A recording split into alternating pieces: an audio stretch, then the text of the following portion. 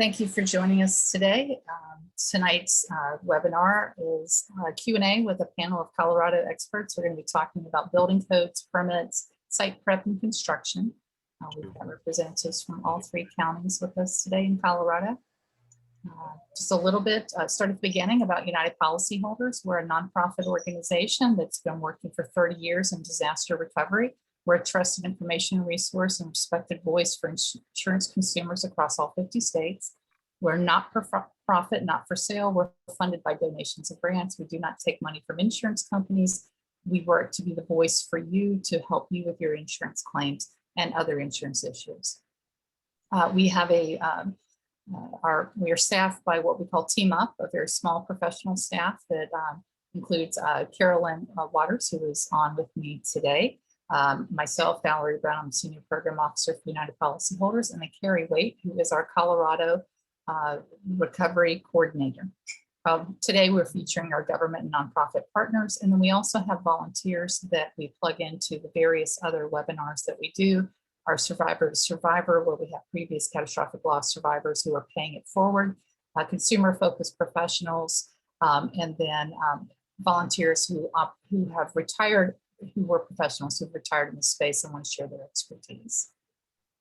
We have three programs: our Roadmap to Recovery, that's focused on post-disaster recovery, restoring your assets and getting you back home. Our Roadmap to Preparedness, which takes those lessons learned about how to be adequately insured and protect yourself from future risk and being resilient to disasters. And then Advocacy in Action, where we take the problems people have post-disaster and we work with regulators and legislators to help protect insurance consumers' rights and build better protections. Fine print, this workshop is intended to be general guidance only, not legal advice. So if you have a specific legal question, we recommend, of course, that you consult an experienced policyholder attorney. We do not endorse or warrant any of the sponsors or the speakers at our workshop. And by holding this workshop, we are not creating a professional client relationship with any individual. The three counties we've got, I'm going to move this out of my way. We have Joel Cochran with us today, who is the Director of Emergency Management in Greene County, has background in emergency management at the county and the state level, multiple disaster deployments. He started with Greene County November 4th, 2020, and established a recovery task force. And Joel shared with us his first disaster recovery of properties from wildfire, but as we mentioned earlier, he's got a lot of experience in this space. We also have Kristen Maguso, who's a District 3 Commissioner with us today. And also in Greene County, we have the Greene County Department of Community Development Building Division. We have Vicki Ellis with us, Rachel, I'm going to butcher your last name, I'm really sorry, Jarrett, and Peter Rempel. From Boulder County, we have Hannah, I'm sorry, Hipley. And then Gary Safcon Wood is the recovery manager working for Boulder County. And I just want to give a shout out to Boulder County. You've been an amazing partner with UP all the way back to the 2010 4 Mile fire. We've worked together on preparedness and recovery resources throughout fires and floods ever since. And I just want to give your team a shout out, because Gary is not only the disaster guru of Boulder County, but when I took FEMA training when the fires were going down last September, Gary was actually the FEMA poster child for how to manage fire and floods. So just want to give a shout out there for your team. And then Larimore County, we have Lori Hodges with us today, Director of Emergency Management. She is an incredibly experienced emergency manager with a great team of hardworking public servants in the county. And our engagement with Larimore goes back to the 2012 Hyde Park fire and then the flooding in 2013 and 15. We also have Bob Openbeck, who's going to be joining us with the County Assessor's Office, and Eric Freed, who is the Chief Building Official. Just going to, when we finish our webinar, we will, of course, post the recording and we will have these slides. So this is the contact information again for Bob and also Eric. And this is Eric's bio that just shows you his expertise.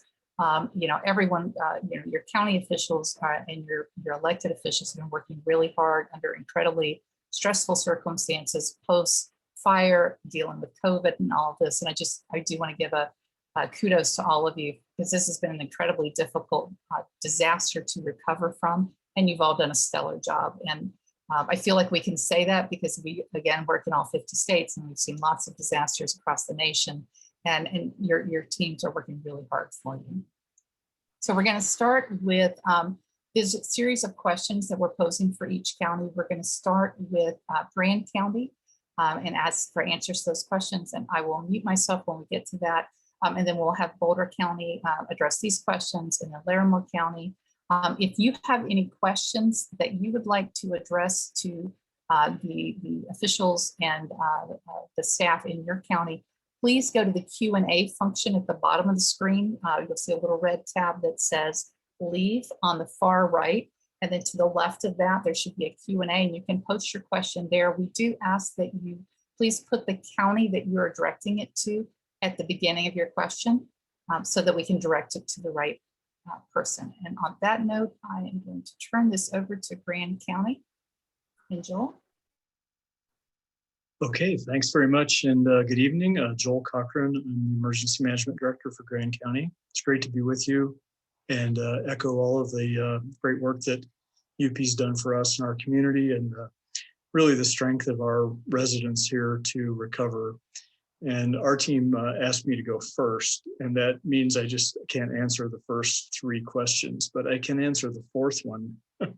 And so just a little bit of background. Grand County, folks that were impacted by the East Troublesome fire know this. This was just a spectacular fire that was just devastating to this community. Just under 200,000 acres and 4 watersheds that were heavily impacted. A couple of them burnt over 90%, were the headwaters of the Colorado River, and so many other water features and utilities and things that are in our community. We lost between 360 and say 370 residents, and in that, the direction from our board was to pursue a federally declared disaster, which we did along with Larimer, and we were successful. Both counties were successful in that regard. But the continuing direction from our Board of Commissioners, and we have a commissioner on here, so I won't speak too heavily on her behalf. What our direction was to, really pursue the FEMA programs to the point of understanding them as best we could, and then step back and make sure that we picked a program that was right-sized and scalable for Grand County. And in the end, that meant that Grand County did not pursue FEMA debris programs. And so that's all happened here in the past couple of months. But what did happen in this community, and I'll speak to debris, is that, homeowners began to, as they were capable, clean up their properties early on. And we've been operating under the Colorado State Department of Health and Environment guidance regarding debris. And that guidance was issued in November of 2020. And it indicated that all of the debris from the property needed to be encapsulated in plastic, and their guidance was clear about how that had to happen inside of the roll-offs. And so that guidance has led to a lot of private property debris cleanup, which has been very successful with homeowners on their own and with contractors. And what's happening today in our community is we have, we think about 100 homes, maybe as many as 100 homes that are not cleaned up. And we have the Southern Baptist Disaster Relief Services. They've been in our community doing site assessments in May and actually doing debris removal work starting in June. And they're working through a list of between, say, 50 and 60 homes, and are mostly through that amount of work. And so debris removal resources, the question here is the Southern Baptist Disaster Relief Services are in our community. Their information is on our website. And the Grand Foundation, which is our community foundation here in Grand County, they're acting as our case managers. And so anyone on this call that has questions about services and any financial assistance that's available, then they should be directed to the Grand Foundation, and that's grandfoundation.com. And there's an application process, and there's someone at the other end of the phone to talk them through their questions and refer them appropriately. And that's so that's my piece of it. And I'd like to turn it over to other Grand County building officials and Commissioner Mancuso that are on the call for these other questions. Hi, this is Rachel Druitt from Grand County, and thanks, Joel, for talking about the relief efforts. We really appreciate that. One of the special accommodations that the Grand County Community Development Department has set forth is a resolution that was signed by the commissioners to allow temporary camping on affected properties for an extended period of time, up to 3 years, as long as the construction and reconstruction of the home is being pursued. We also have a $500 flat fee reduction in all building permit fees for single-family residences, commercial buildings, as well as all accessory uses. And the other question that was asked here is any reoccurring problems that we're seeing. And we are identifying that folks that have been applying for building permits, although their wells are in, they are actually oftentimes in a previous homeowner's name. And so if anyone has a well on their property that has not had a name change, that will need to be done to get the new permit. We currently have 50 homes that are permitted to be rebuilt. And so, Rachel, is there anything else? Yeah. Rachel, I'm just wondering, because we've had a lot of these questions, the $500 reduction in permit fees, does that, I wasn't sure with your answer whether that applies to secondary homes? It does. It does not have to be the primary residence. Okay. It does apply to secondary homes and any and all structures that were lost in the fire. It sounded like it, but that's great. Thank you. Sometimes there is a distinction. Sure, yeah. And we originally had a $500 flat fee that was made through a resolution for only single family dwellings, but that was amended back in May. And so now we are incorporating everything. And so if there's anyone out there that has submitted a permit for, let's say, a garage or a barn, and they did not get their $500 reduction in fee, we'll be going through that and issuing credits over the next few months. Wonderful. Thank you. You're welcome.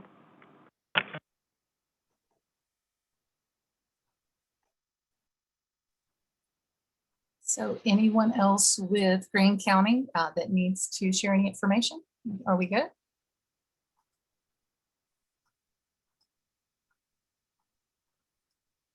Okay.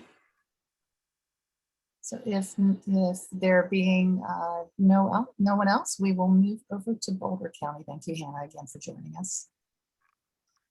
Thank you. I'm Hannah Hipley with Boulder County Community Planning and Permitting, and I'm glad to be here tonight. And for those of you in Boulder County, I wanted to make sure that you had a face to go with the name on the slide, because I am your contact. And I just wanted to reiterate that for everybody, that when you even start thinking about rebuilding, please reach out to me.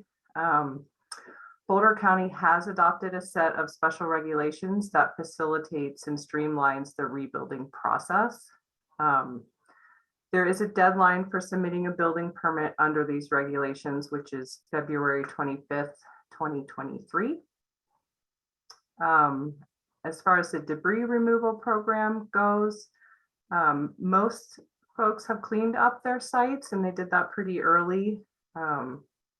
You know, given the smaller scope of this disaster in terms of the numbers of homes that were destroyed, In addition to lack of any proximity to creeks or roads, there is not a debris removal program being offered or that the county had qualified for. At this point in time, we don't have restrictions on phases of rebuilding. And out of the 17 homes that were a total loss, we do not have any building permits submitted yet. Although I do think there are probably 2 that we'll see soon. I think that answers all the questions from me. Well, thank you very much, Hannah. And remember, if you have a question for Hannah that you'd like to get an answer for that wasn't addressed with these questions, please go to the Q&A and put Boulder County, and then add your question there. And now we're going to go to Larimer County. So Lori Hodges, I will turn it over to you. Hello, this is Lori. Sorry, my camera is not working tonight. So I'm actually going to pass this over to Eric Freed first to go over some of the building stuff, and then I can talk about debris once he's finished. So Eric?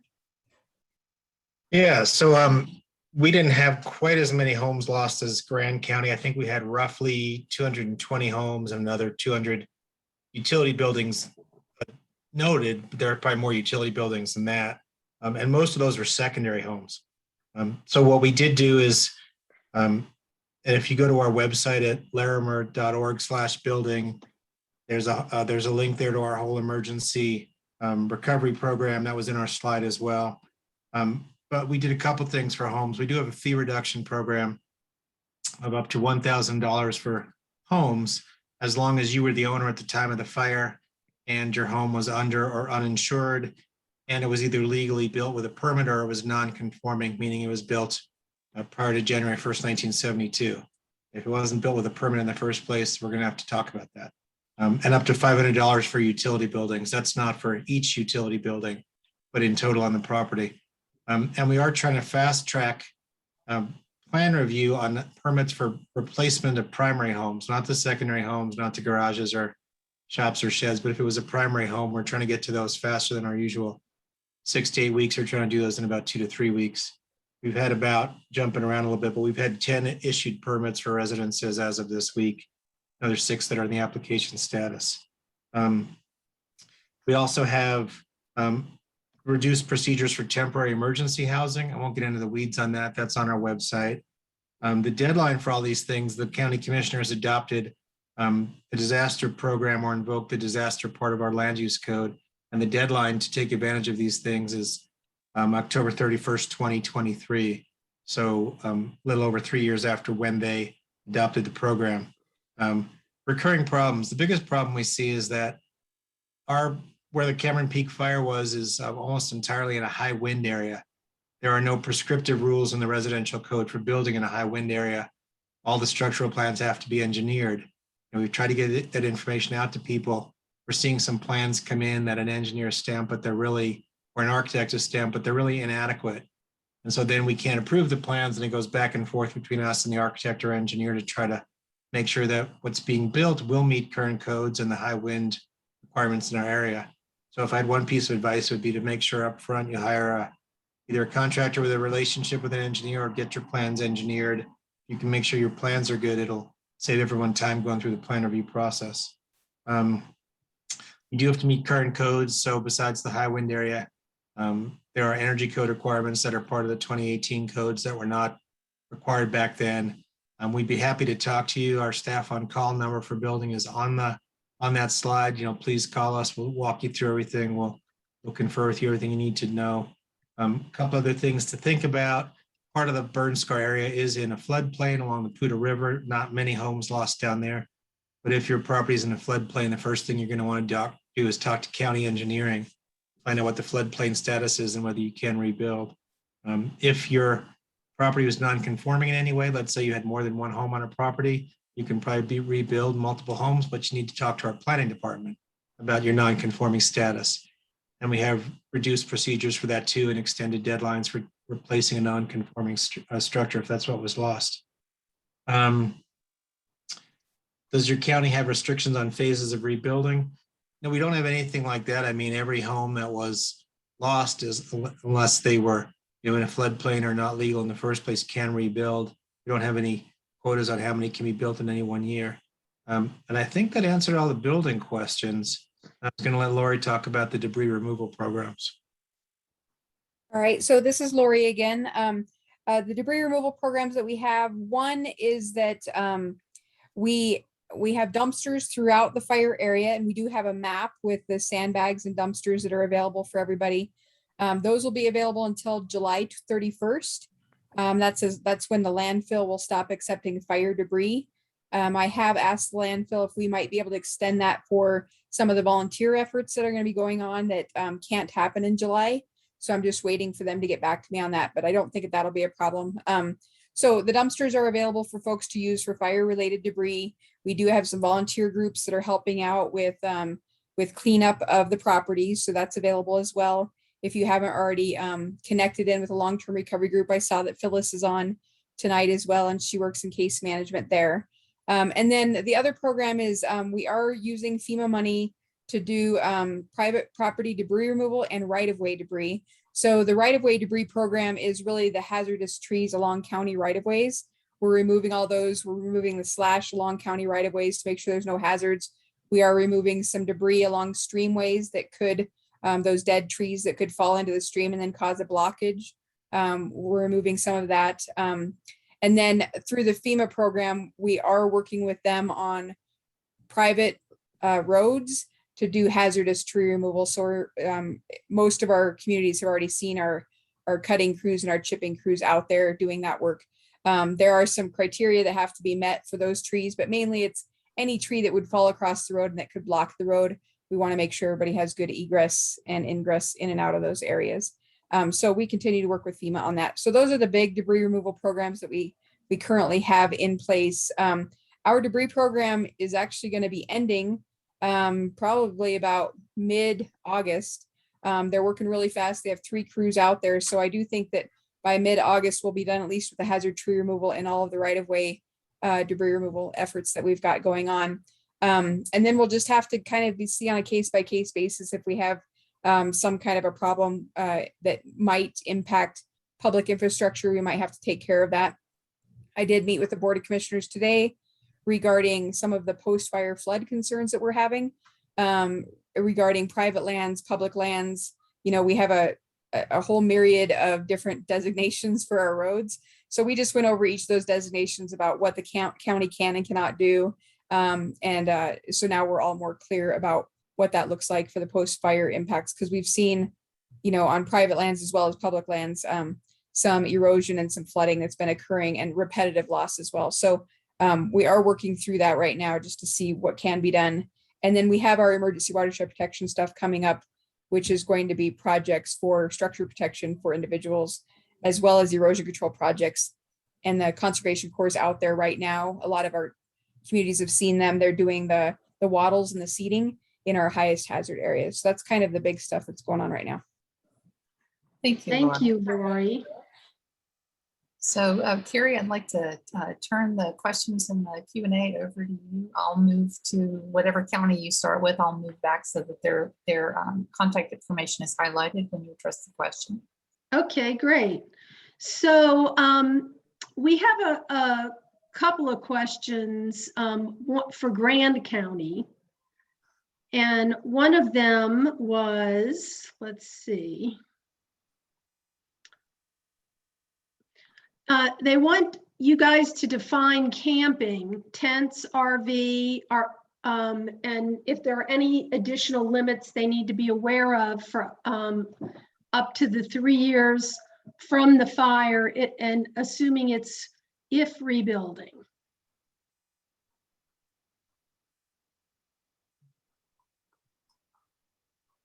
And I see that Rachel answered it in the Q&A, but if you're still there, Rachel, if you could address it for the people that are on the phone, they may not be able to see the Q&A. Peter Rempel is here to talk to that. Okay, great. So the camping, we have in the amendment, it is spelled out that they have to be self-contained, because we're assuming most of these properties had wells and power and septic, so the option was limited to, at least in the verbiage that was that we have, it was self-contained units, and they can be mobile units or, you know, delivered if it's something like that. But mostly most of the questions were for, you know, just can we camp on our property, and it needs to be in a self-contained unit with proper water and sanitation. And it goes for up to 3 years from the date of the fire. There is a date in there which probably may change, because it does say if your permit is applied for by October 21st of this year, which is just coming up real soon. So I'm guessing that there's going to be people who may request some extension on the variances that planning has allowed. But we'll deal with that as they come up, I suppose. Thank you. And then Answer it? another, go ahead, I'm sorry. Was that your whole question, or was there another one? Yes, that sounds like that addressed it well. Thank you, Peter. And then I see another question that we received. And the question is that building code upgrades are, and that's I'm just going to qualify, building code upgrades are an additional amount of money within a policy that are there if costs have gone up, that you can access to use for rebuilding. But some insurers are not allowing that to be used if you end up purchasing an existing home, say, or not building on the same site, and because the policies all vary. And we have had some struggles with that this year.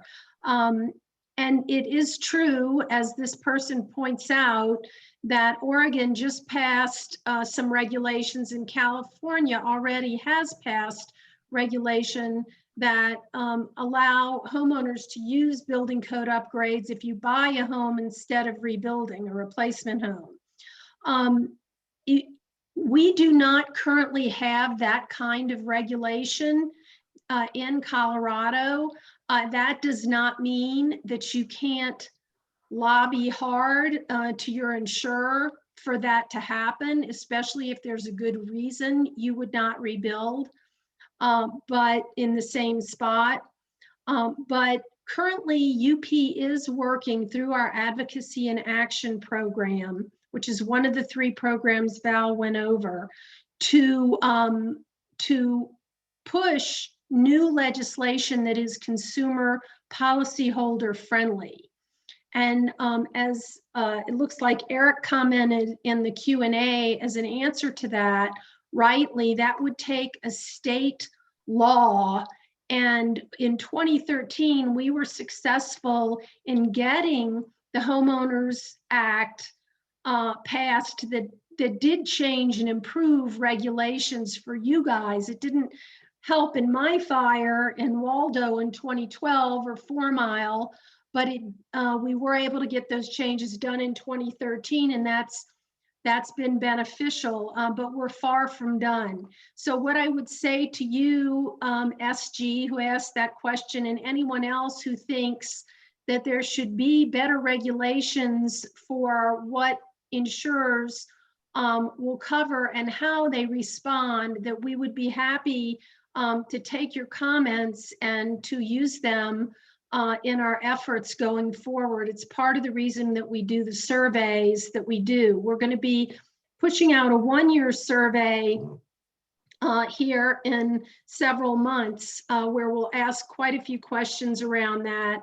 And we'll be giving people access to our 6-month survey. And we always want you policyholders, the people who have lost your homes or have had your property damaged, we want your input. We are your voice in the legislature. I'll second that, as Carrie said. If you will just put in the if you'll just put it in the Q&A, if you're interested in being part of that effort, if you'll just put your contact information in the Q&A, and Carrie will click those that they're answered, and that way we can contact you later as we get that moving. And then there is a question in the Q&A for Larimer, and it is where can we get a copy of the building codes? And Eric put that answer in there. That is, if you can't access that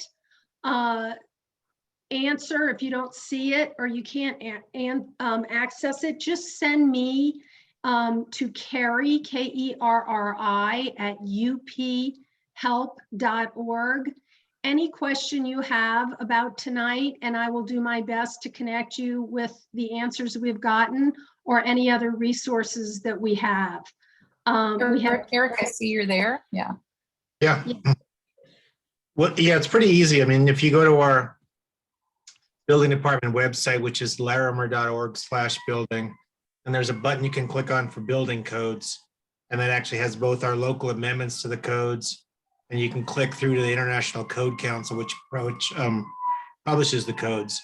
And they have a free read-only version of the residential code, which is what applies to single-family homes and accessory buildings. Or you could even just Google, International Residential Code. It will probably take you to ICC directly. Thank you, Eric. And that's great information. And then there's another question for Grand County. And this is that all 6 properties in the cul-de-sac in Columbine Lake were destroyed. 3 are in the process of rebuilding. The other 3 have had no debris removal whatsoever. We're concerned that these sites will shortly become quite dangerous for the grandchildren. Are there any deadlines for debris removal in Grand County? Thanks. So Joel Cochran, and I'm happy to respond to that. So Columbine Lake HOA, the homeowners association there, we're actively talking with them, and they with Southern Baptist, those homeowners. If it's the cul-de-sac, I'm thinking of 2 of the properties have been done by Southern Baptist and are clean. There's 2 sites that are not. And those homeowners, without getting into specifics, they're responsible for their debris, and we're working with them for that removal. The county land use code really, it's probably not robust enough to address this type of debris, and it's more geared towards rubbish on properties and things like that. And this will be a future conversation with the Board of County Commissioners as time goes on. And so the answer right now is that no, there is not a deadline for the removal. And in regards to people that are trespassing on these sites, including children especially, these sites are very dangerous and they're hazardous. The ash is hazardous, and everyone should be taking all precautions that they can to not be on these sites. And, like I said, it's really trespassing on someone else's private property at that point. And I've written some comments in the written part of the chat, and I'm going to send that right now. Wonderful. Thank you so much, Joel. And that's all I have at the moment for live questions. So everyone, if you have a question that's been stewing around, you can go ahead and shoot it out there, and we've got all the right people to do our best to get an answer for you.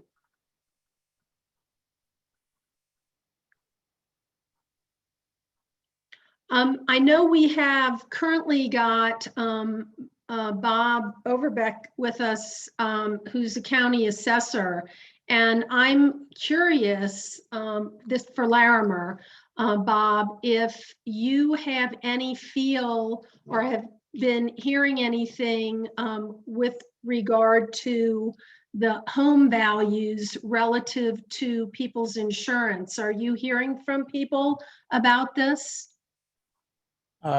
Thank you for the question. Good evening, Kerri. Good evening. And everyone else. It's a little difficult to say, but on the other hand, within that burn scar, there are some properties that that weren't destroyed. but we're just starting to see what the market is starting to develop after this natural disaster. So it'll take us some time to really see where the trends are. But generally, before the fire, and especially coming out of the lockdown from the pandemic, there was a very big demand for rural property in Larimer County. Right. And so I don't think it will be very long before we start to see some development of the market. Now, here's what's unique about that situation is here in Larimer County, if your house was destroyed due to a natural disaster, you still retain the residential assessment rate, which is very attractive here in Colorado at currently 7.15%. And you get that for 3 years. And if you show intent to build, we'll extend it for another 2 years. So you actually have 5 years to rebuild. But if you sold that property to anybody else, that does not transfer to the new owner. So then that becomes vacant land, and the vacant land assessment rate is at 29%. So there's some Wow. dynamics involved in that. I've had some questions on that, but we will be checking the markets here, but there's just not really enough sales out there to determine trends and things like that. Obviously, with the some of the active rains we've seen here over the summer and some of the debris flow that's occurred, I think people are on pause to see how things pan out. Thank you, Bob.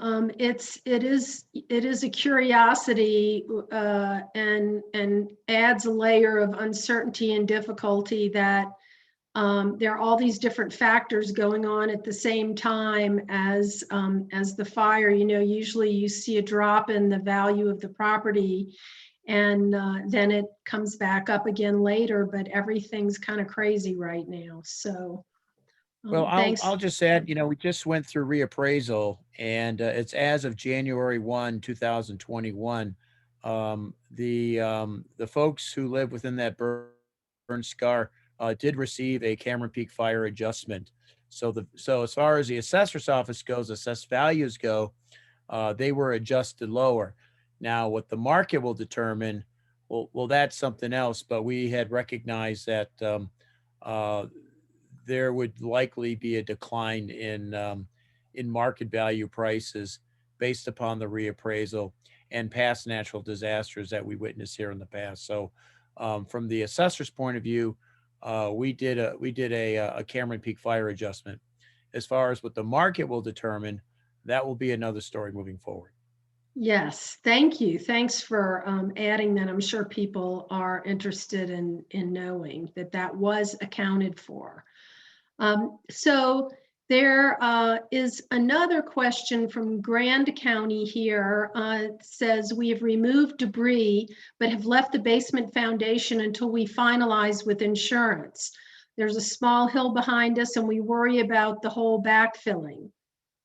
Is it an issue? Is it okay to leave it in place until we settle? That's for Grand County.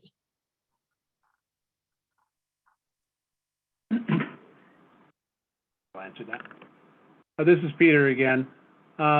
Most of the foundations have been torn out that, they're not structurally sound enough to rebuild on. So I guess the owner should anticipate having it torn out. I guess maybe they're waiting for some funds. So like the concern about the neighbors following, trespassing, a safety concern would be the biggest thing. So I would say the sooner that they move on that, the better. Again, but we don't have a timeline, so to speak. I guess they might want to talk to their homeowner's insurance and see what their liability is if somebody does trespass and maybe fall into that hole. I can't really, I'm not really up on the rules of that. Well, I mean, thank you for your answer. And I am aware that sometimes, depending on the lay of the land, people do leave retaining walls or foundation that will ultimately be removed and do debris removal in stages. But really having, it'd be useful to have someone check it out and understand what you're going to have to likely keep or let go of, before you decide for sure to leave it there for a while. The second thing that came up with the answer, which I appreciate, is what about liability on your property during this sort of in-between time of when you are recovering from and have an active homeowner's claim, but don't have all the stuff to cover. And we cover that extensively, and we do have a slide that we're going to touch on some of that later. So I'll leave that one there for the moment. But the bottom line is you do want to make sure that you have liability insurance for your property. If you own the property, even if it is nothing left, it's still important to recognize that you do have some risk and liability, especially if you are going to have people, including government people, volunteers, or just people wandering onto your property, the builders and everything else, to make sure you're covering your bases. Okay, Carrie, we will get to, we'll make sure, I'll have you call out that slide when we talk on that topic. Okay, we have a question for Boulder County. Thank you, Val. We just submitted our plans for permitting today. I understand that the county has committed to turning the permits around in 7 weeks. Does that mean from start to finish? Or does that mean we'll get our first response in 7 weeks? Again, Hannah Hipley, I'm with the planning side of our department.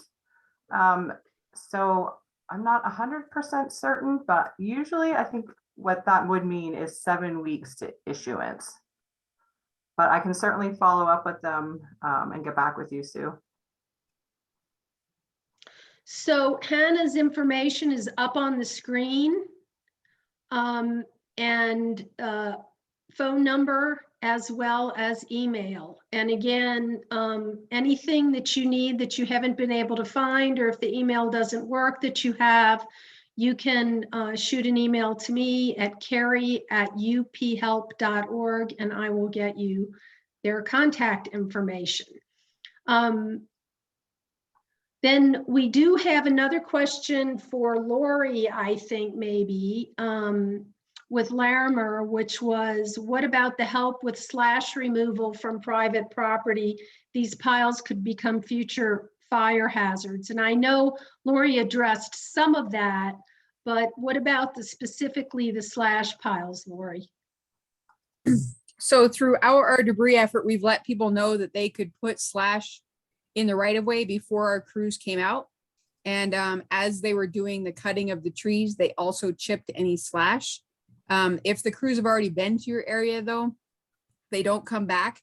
So the best thing for that is if you're in a homeowners association or a road association, check in with them, because some of them have been renting chippers and they've been doing community days, which I think is a great idea for just people to do regular slash. We also have crews with the Conservation Corps who could do some cutting.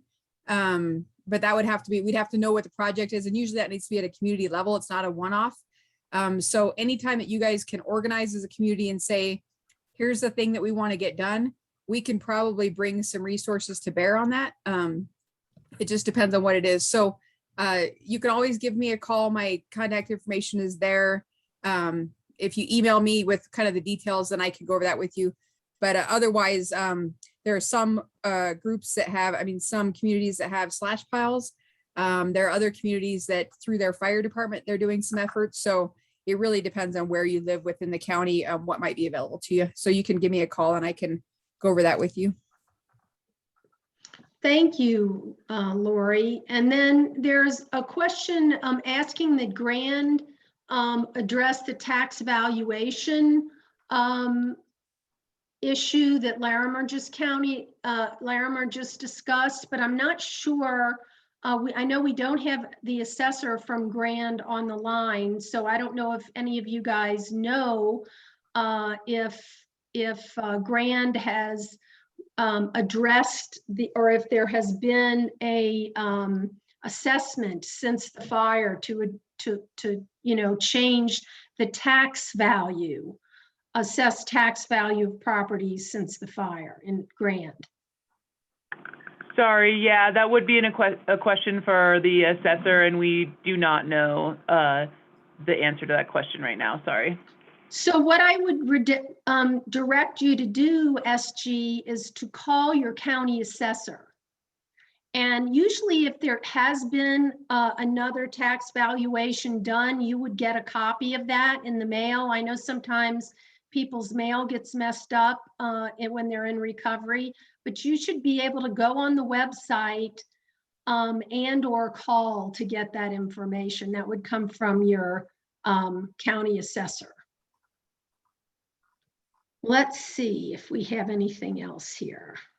I think I heard someone asking if Grand has fast tracking of permits, and I thought I heard that maybe you guys are trying to do single family permits on a fast track. Is that right? Yes, we are fast tracking the fire rebuilds. We're trying to get those out within 3 weeks. Thank you. And then there was a question about code upgrades, and this is a huge issue for a lot of people.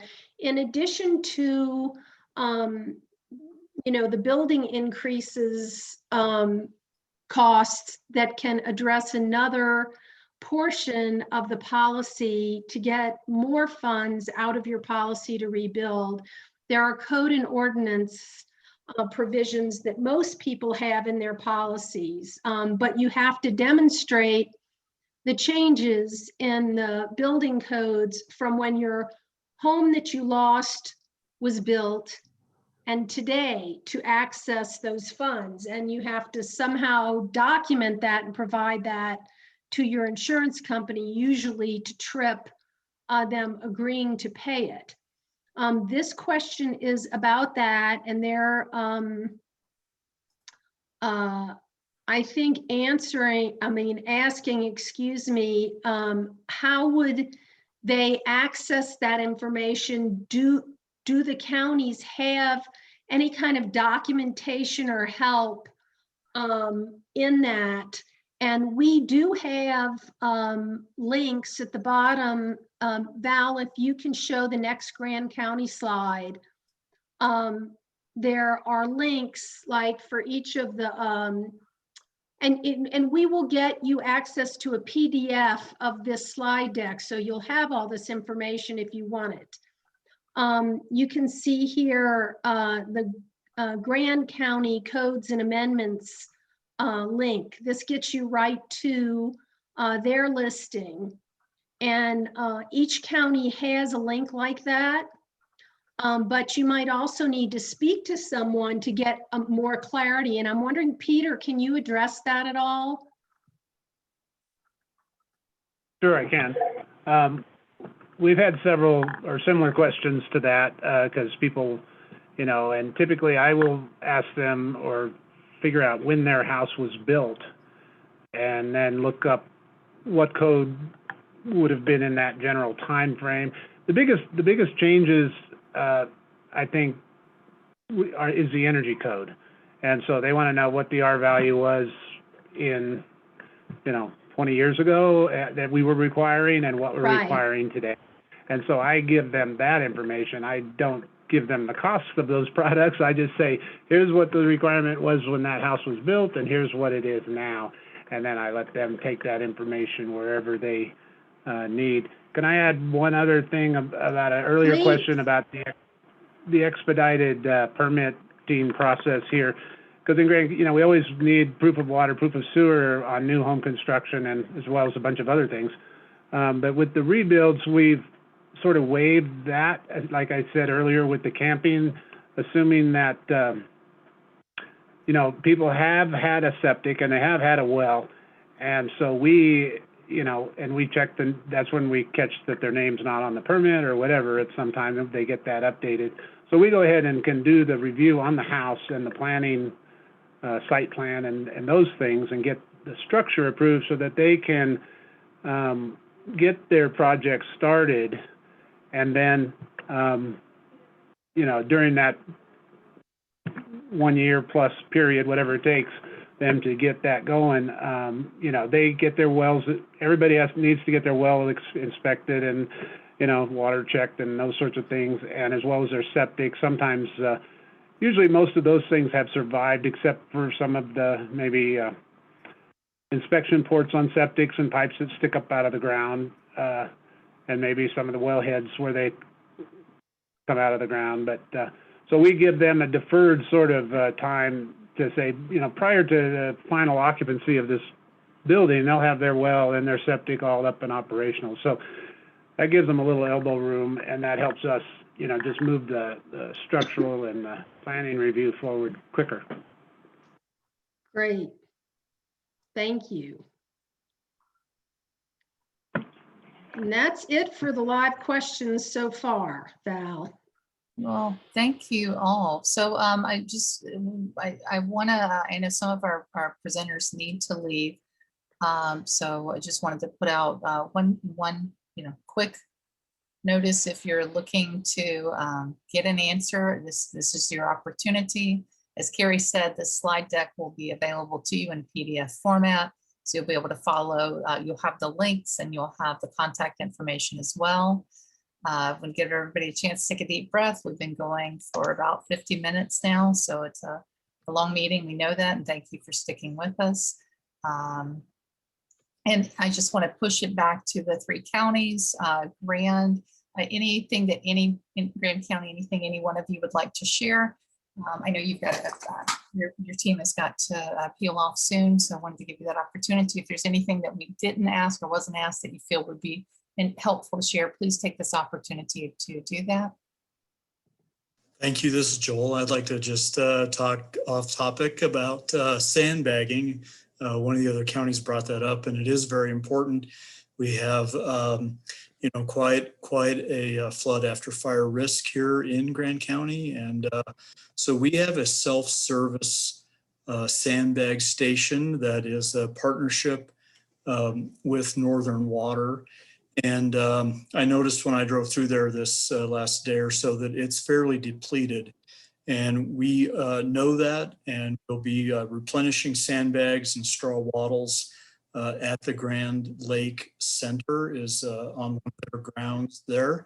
And we'll be working on that. We were on a call today with Northern Water. And so look for that to be replenished, and anyone on the call that needs those type of resources, it's sure a lot better to prepare your property and do a little sandbagging when the sun's out instead of 10 o'clock at night. That's not really the ideal time to see what you need to do to protect your property. So if you're having runoff issues, or last Sunday you had mud flow on your properties like up on Highway 125, then please take those steps. Contact our office in emergency management if you have any questions, and then we'll be restocking that that self-service station there in Grand Lake, probably within the next week or 10 days. Thank you. Great, thank you. Great resource for everyone. Just cannot stress enough taking those proactive steps to protect your property. Would like to throw it open to Boulder County if there's anything here you would like to share. I don't have anything else to add at this point in time. Just again, really encourage folks to reach out and talk to us when they're starting to think about rebuilding. All right, wonderful. Thank you. And thank you for your time today. And now Larimer County, Lori, anything you and your team would like to share? Just one thing for me, if folks are on the phone that have not signed up for our weekly newsletter, it's not really a newsletter, it's a schedule of activities. We send it out every Monday.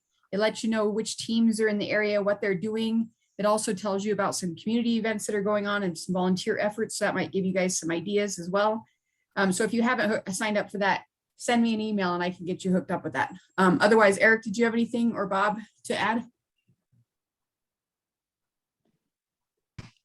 I would add one thing about the rebuilding and increased cost of compliance ordinance and law.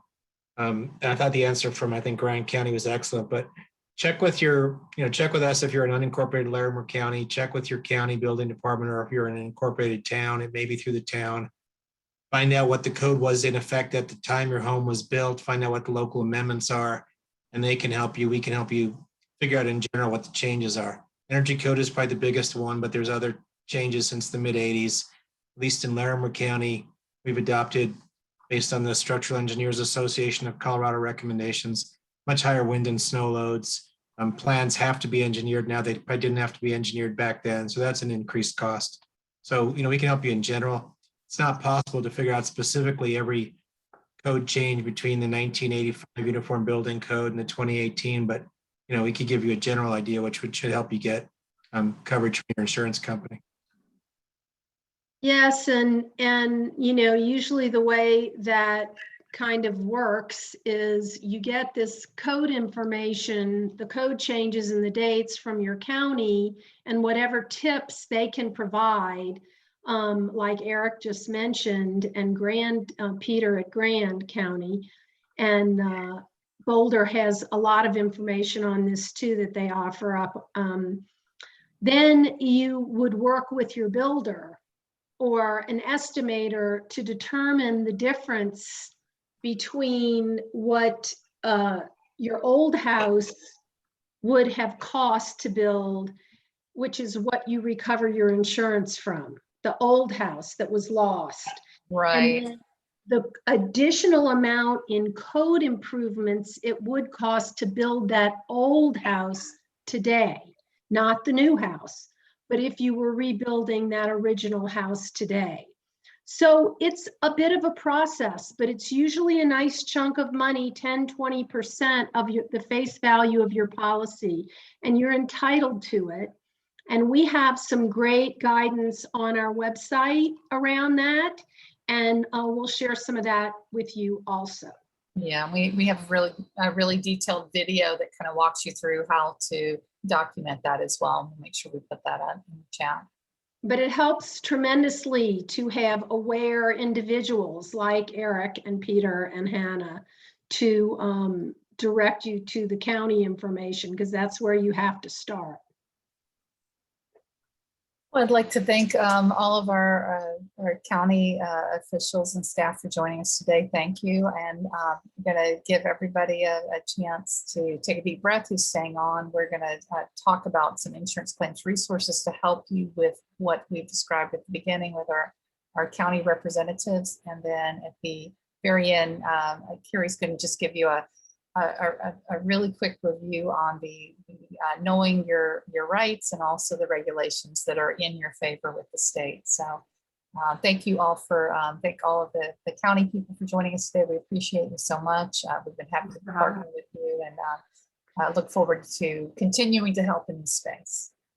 Thank you, Hannah. Thanks, everybody. Thank you. I think Grand County, we're going to close out here. Thank you. Thank if we you. do get any more questions, we know where to send them. Okay. Thank you all for your Have our time. phone number. Great, thank you.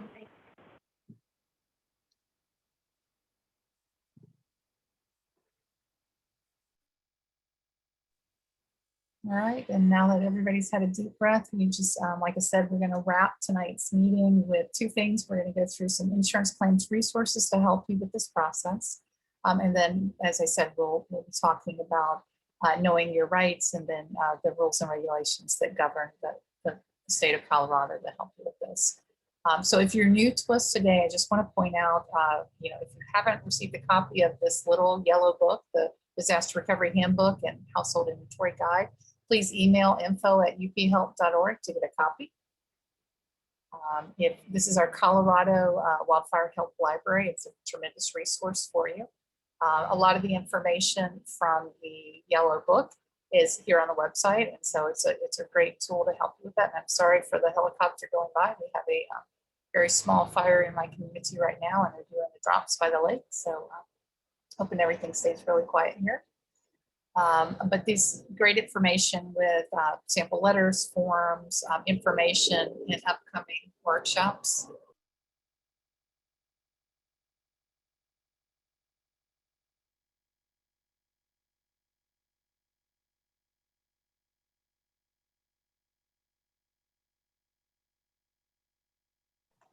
It Sorry looks about like, that. Yeah, just you waiting go. for the helicopter to fly by. I live right by the lake, so it's low. And this is the information for Dora, who's a fabulous resource for you in the community. Carrie, always I make sure we have them in any of our Q&As, and we bring them in wherever possible. And please do take advantage of the help and assistance that they can provide you. They are a tremendous partner here. One other resource that we have for you, it's not necessarily insurance related, but it's a great resource for you as we go through this. As Carrie mentioned earlier, we've gotten our survey results, and 90% of you shared that your biggest stressor right now is dealing with your insurance claim. And so these are some resources to help you as you're going through that process, just to take a load off your mind. And then these are the issues that we've identified that are code-related claims issues that are rising. So people are battling on Xactimate, the estimate they're getting from their insurance, getting a lowballed number for what it's going to cost to rebuild the dwelling, very excessive depreciation. We saw a question earlier about buying versus rebuild. If you're allowed to, you take your building code coverage and your extended coverages of it. Are they available to you? Are you able to do it? Right now, the market is really tight, and so that's limiting the inventory on the market to even provide that option for you. And then, as Carrie said, documenting the building code upgrades. So on our website, here's the link to the code upgrade samples. We'll put it in the chat, but we will also provide you this PDF so that you have this information to help you. Carrie mentioned this earlier, and I just want to reiterate this. If you're receiving notice that you're being dropped by your insurer, these are our tips to help you with that. Please don't hesitate to contact Dora's Division of Insurance for help if they're needed. And then please use this publication here. There's a series of workshops that our team had done. And Carrie, I think they're on the next slide with that. Questions to ask your insurance agent if you're rebuilding, if you're in between. And so these are the questions that we'd like for you to be aware of. Yeah, there are a lot of things in this strange in-between space that we don't automatically know or think about doing. And you just kind of want to have a conversation with your insurer. We usually encourage people to stay with their insurer throughout their recovery process, even if you're totally frustrated with them, because it keeps that relationship open. And it's really important to have coverage for the things you do need coverage for. So just don't hesitate to contact the agent and ask them to adjust your policy for your current situation. You should not be paying premiums for a home and that's full of things if you don't have a home full of things. But you do want to keep things like your, like you would have if you were renting. You want your stuff to be covered while you're in transit. You want liability. Yeah. Yeah, and then, of course, addressing the flood insurance concern. Grand County just joined the National Flood Insurance Program at the end of May. All 3 counties are participating, which means that you have access to government subsidized flood insurance. It's a little bit complicated and limited in what it covers, but it's a whole lot better than nothing. And we encourage everyone, especially right now, to take a peek at that. Talk to your agent and see if they offer the NFIP flood insurance, or go online at flood.gov and see what it will tell you what your premium will be, what your flood risk is without the post-fire situation. Doesn't reflect post-fire, and the premiums don't change. So it's a good time to look at your flood insurance, and there's a 30-day waiting period before it's valid. So now is the time. Yeah, and our last Q&A for Colorado, and I'll show you where that is on the previous events on our website. does have an intro that's a very detailed presentation from FEMA about flood insurance. So please, you can get all your questions answered there. One thing to note, we always recommend this: take notes, send an email summary to your agent with their answers to your questions to document it if they don't provide it to you in writing. And the other thing, and Carrie, you have this highlighted on the slide: how long will additional living expenses be covered? You should have 2 years ALE available as an endorsement. It's not automatic, correct? Yes, that's right. So the rules are, the statutes require that your insurer offer you 2 years, but often 1 year is just what comes standard with the policy. So as you guys are probably realizing, 1 year comes pretty quickly after a disaster like this. And having, like Oregon just passed a law for requiring 3 years of additional living expenses on all homeowners policies. So if you can take that endorsement, you want to do that. Definitely, yes. And then on our website, we mentioned earlier, our upcoming events are here for you. You register for upcoming Colorado events here on the website where it says events at the top right. On our website, you will go and then you can see this event. This is our event next week coming up. Please join us if you are able. And then speaking of the prior events, the last Q&A, which would have been the June 23rd, I believe, that one that's in the middle of the screen there on the top row, that is the one where the flood, the FEMA flood program was covered. So please take advantage of these, go back and look at these as well. And then, one of the other programs we offer is what we call our survivor forums. And this is a great way to connect with other survivors who've gone through this process. They understand the challenges, the emotions you're going through. They can give you those strategies that they use to get through this process, both from a claims handling standpoint to that personal perspective of how you made your life, how they made their life work to get through this process. And so you can register for those there. One other thing, I just wanted to thank our funders that allow us to be here today. The Community Foundation of Boulder, Colorado, the Grand Foundation and their Wildfire Emergency Fund, and the Center for Disaster Philanthropy. And last, I'd like to wrap with the your rights in Colorado's regulations. These are so important to get you through this process. And I want to turn this over to Carrie, and we're going to start with knowing your rights. Okay, thanks, Val. We won't take very long for this, but it is important. And I know a number of you have already kind of delved into this by the questions you've asked. There are 4 primary sources that dictate how your insurance company should behave regarding claim handling. It's not like the insurance commercials, right, where they clap their hands and everything's better. Certainly, it can be very challenging dealing with your insurance company, but it's helpful to know what your rights are and to state them when you communicate with your insurer. That will definitely help sort of smooth your path and make sure you're heard.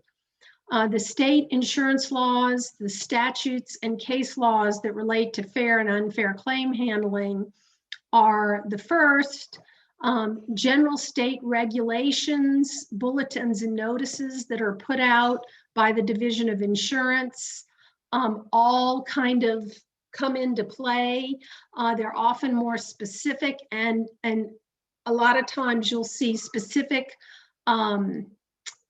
bulletins. We have 4 listed on the Colorado disaster recovery website that are specific to this time, to this recovery time.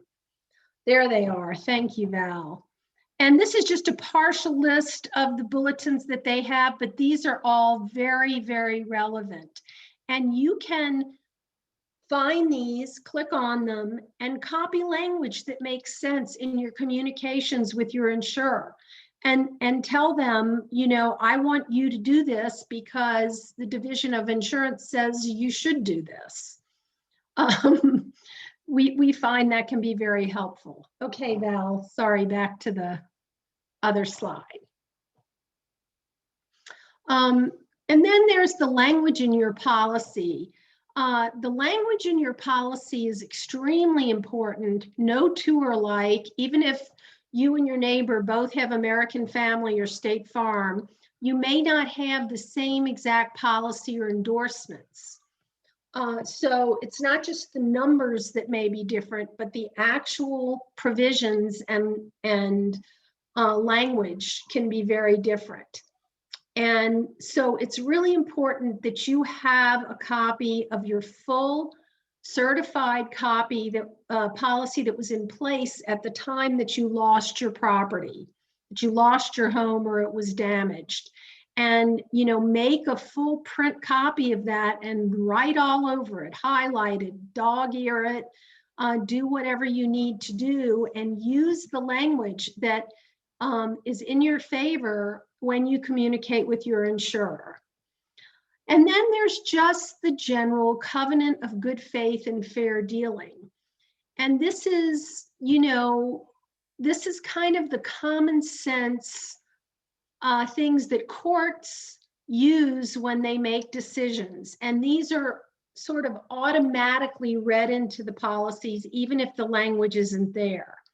So all of these things can be used to help you negotiate for your best outcome with your insurance company. Okay, Val. There are a world of regulations, which I'm not going to go over, all of them, but these are the current Colorado Claims Settlement Practices regulations. We have highlighted the list that we think are most relevant right now. And one that has been coming up is the refusing to pay claims without conducting a reasonable investigation based upon all available information.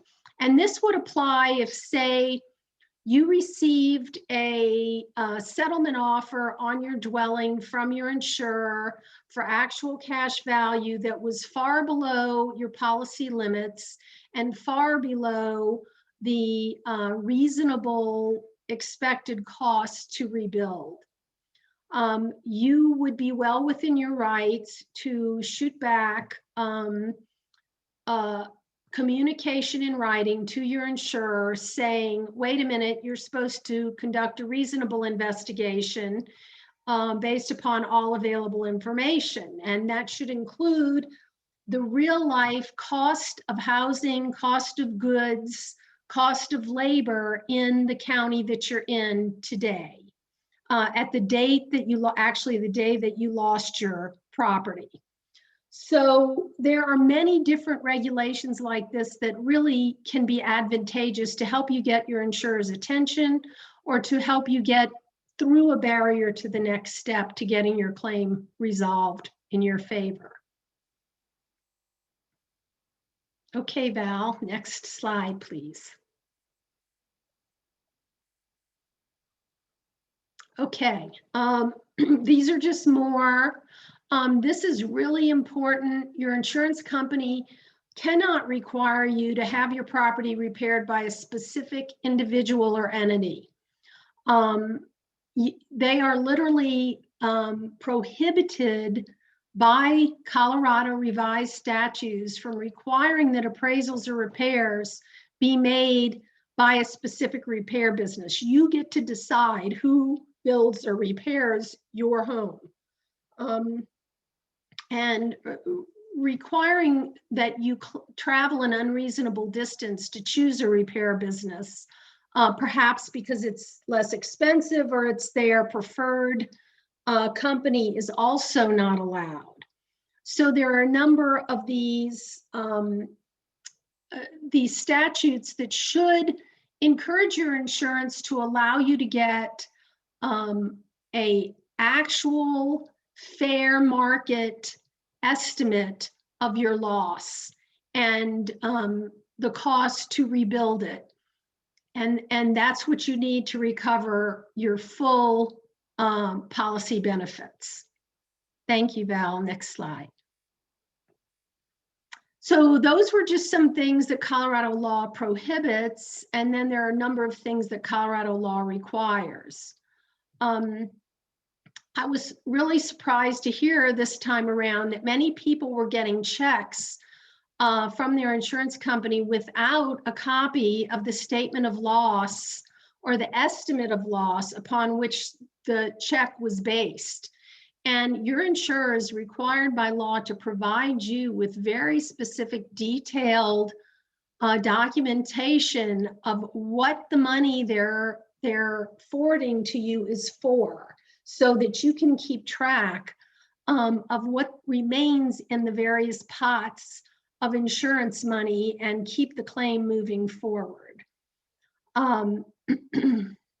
So I'm not going to go over more detail on this, but I want you to be aware that on each of these slides, which you can get in the PDF of this presentation, there is a link at the bottom or two to a great document, PDF, that you can download or print that gives you more detail about these regulations and how they can help you. Thank you. Val, next slide. Okay. And this is another regulation that's very helpful. I believe it was added in the 2013 changes that we were able to get in Colorado.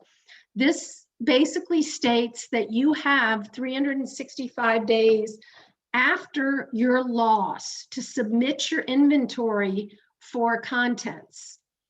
You may not want to wait 365 days, certainly, to get started on it, but most people have a lot on their plates when they have lost a home or have damaged property. You do have 365 days, and then you have another 365 days following the expiration of whatever additional living expense coverage you have in your policy to replace your property and receive recoverable depreciation. So what that means is your claim for recovering contents money should remain open for a minimum of a full year after your ALE benefits end. So keep that in mind if you're getting pressured, if your insurer is closing your contents claim and you're not done, or if you're feeling pressured to just sort of give up because it's so stressful, you just know that you have an opportunity to take a breath and attack it again and communicate these statutes to your insurer in writing. Letting them know that you're aware that you do have these added deadlines. Thank you, Val. These are just some of the things from the Reformed Act of 2013 that, and we've talked about most of them. It's pretty much the same thing that I've just covered. But one of the things that I wanted to add here is that that certified full copy of your policy is not just the first few pages that you get in your declarations pages, but there should be a packet with the full policy language, endorsements, and other things. And they should have provided that to you within 3 days of a request or 30 days for the certified copy. If you have not yet asked for that or received it, I'd do that tonight. It's extremely important that you know what you're working with. And then we also have a regulation that you are to receive 30% of your contents limits without having to fill out an inventory if it is a primary dwelling total loss. It doesn't mean that you can't go after the rest and document everything, but it is important to note that you should get a check in your hand, gotten a check in your hand pretty quickly after the fire of that 30% so that you have some money to work with. So that's pretty much it for the Thank you, Carrie. Yeah, the Provides last slide coverage. is the bulletins that we started Thank you. this section. So thank you all for your time today. Carrie, thank you for going through those and reviewing those. I Sure. know it was a last minute addition, but I felt it was really important to make sure people understand how these their regulations protect them in the space of the things we've talked about today. Thank you all for your time. Just wanted to make sure there are no further questions from anyone. I know most of our stuff was talking about the county stuff, and Carrie had already dealt very admirably with building code upgrades and how to deal without the insurance, and then wove it back in. So want to thank Carrie, our Colorado recovery coordinator, and Carolyn Winters, who is our genie behind the screen here, who made all of this happen for us today.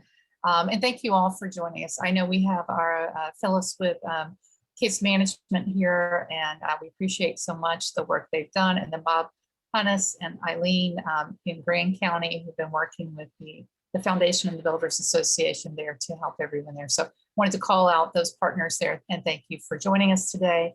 And just give you one chance, if you have any questions that you'd like to ask, please go ahead and put it in the Q&A now.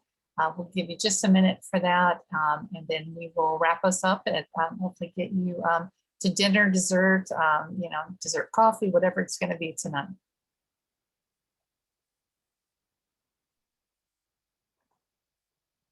Oh, here's one. Let's see. Oh, it's from Phyllis. Is there anything in a policy that helps folks with the cost of buying new property? Properties are so expensive. Well, Phyllis, that is like a loaded question. And we probably can't cover it tonight. It depends if you're buying a replacement property or if you're talking about buying land. And it depends on the specifics of the insurance policy itself, but we do have some guidance on this, and this is a changing landscape right now. So what I would suggest is if you have people that are struggling with this, send them our way, and we'll try to figure out what, their specific circumstances are. And do take advantage of the webinar next week, I believe, Carrie, the 21st. Yes. And bring any questions you have for that as well. All right. There being no other questions, thank you so much for your time. We're so happy you joined us today. Have a good evening, and we will see you next week. Take care.